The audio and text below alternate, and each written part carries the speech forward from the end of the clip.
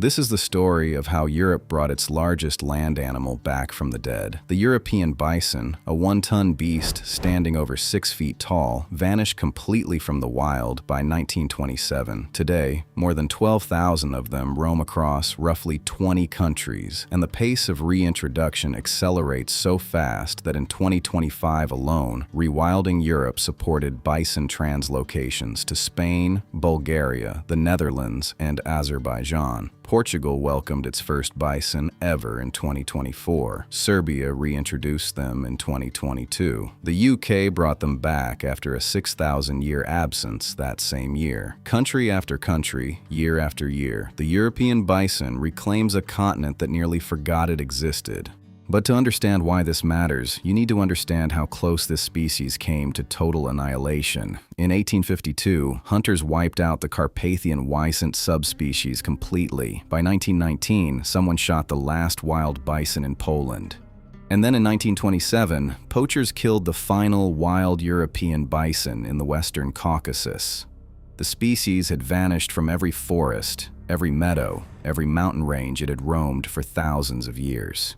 The only European bison left on Earth sat in zoos and private parks. Fewer than 60 animals survived, and of those, only 12 would become the genetic founders of every single European bison alive today, creating what geneticists call a severe genetic bottleneck. Every one of the 12,209 bison counted at the end of 2024 traces its lineage back to that tiny handful of survivors.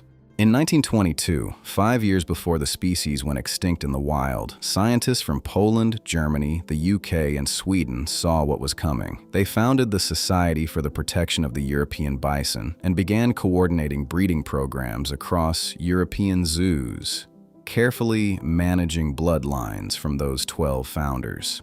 It was painstaking, decades-long work supported by the European Union's LIFE program. And in 1954, it finally paid off. The first captive-bred bison walked free in Poland's Białowieża forest, one of the last ancient old-growth forests in Europe. It was a small step, but it marked the beginning of something enormous. For decades, progress crawled along slowly. The herds in Poland and Belarus grew steadily but remained isolated. Then something shifted. Starting in the 2000s and accelerating through the 2000s and 2020s, conservation organizations began pushing bison into new territories across the continent. Moldova received bison in 2005. France established a herd near Thorens the same year. The Dutch founded the Kransvlak herd in 2007. Spain welcomed its first herds in 2010, Denmark in 2012, Germany released bison into the Rothaargeberg Mountains in 2013, and Romania launched its now famous Țarcu Mountains reintroduction in 2014. The numbers tell this story clearly. 10 years ago, roughly 2,500 European bison roamed free. Today, about 7,000 wild individuals graze across the continent. The global population, including captive and semi-wild animals, grew by over 1,000 in 2024 alone, an 8.4% increase in a single year. In 2020, the International Union for Conservation of Nature downgraded the species from vulnerable to near threatened, a rare piece of genuinely good news in conservation. Poland, Russia, and Belarus each hold roughly a quarter of the global population. Poland has 3,060 animals, Russia 3,073, Belarus 2,927, but the newer, smaller populations scattered across the rest of Europe are arguably just as important because genetic diversity and geographic spread will determine whether this species truly survives long term. And that brings us to one of the most fascinating dimensions of this story: what bison actually do to the landscapes they inhabit. European bison are what ecologists call ecosystem engineers. A single bison can strip bark from more than 40 trees in a day, creating standing deadwood that becomes habitat for insects, fungi, and nesting birds. They graze grasslands evenly, preventing any single plant species from taking over. They compact soil, which helps lock carbon underground. They scatter seeds through their dung across enormous distances. They recycle nutrients that fertilize the soil. Professor Oswald Schmitz and researchers at the Yale School of the Environment studied the Țarcu Mountains grasslands in Romania, where bison were reintroduced by WWF Romania and Rewilding Europe, and discovered something remarkable. Those grasslands now capture roughly 10 times as much carbon as they did before the bison arrived. Just 20 square miles of grassland draw down an additional 54,000 tons of carbon every year. That equals taking 43,000 cars off the road. Maheen Khan, the climate lead for WWF Netherlands, put it this way: "These astonishing results show the potential for reintroduced wild animals to supercharge the ability of ecosystems to draw down atmospheric carbon. The bison aren't just a conservation success story, they're a climate tool."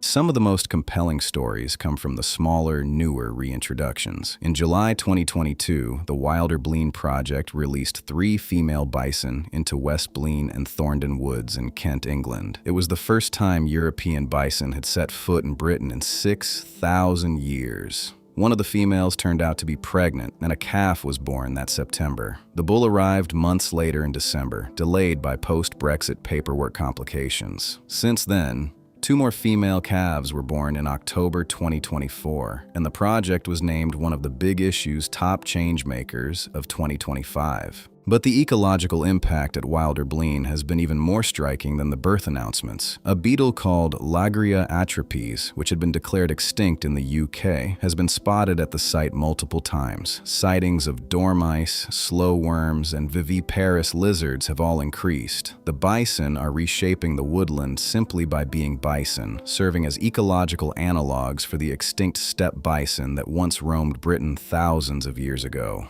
Over in the Netherlands, at South Kennemerland National Park, passerine birds have started using bison hair shed during spring to build their nests. The woolly, insulating fibers help maintain egg temperature.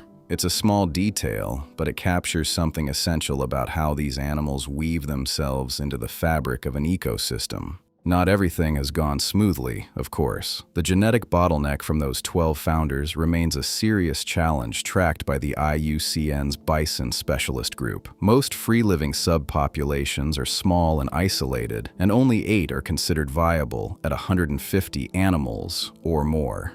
Hybridization with American bison, disease outbreaks, limited habitat, and poaching all continue to threaten the species. In Spain, there's ongoing debate about the legal status of bison. Some scientists question whether reintroducing European bison as an ecological analog for the extinct steppe bison makes biogeographic sense. In the UK, local mountain bikers and dog owners have pushed back against access restrictions in areas where bison roam. And in Ukraine, the war has devastated bison populations.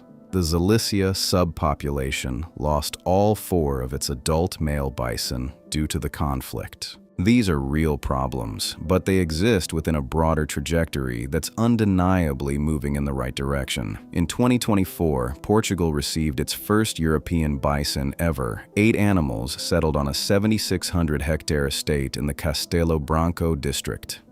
In early 2026, 9 bison arrived in Spain's Iberian highlands for the first time.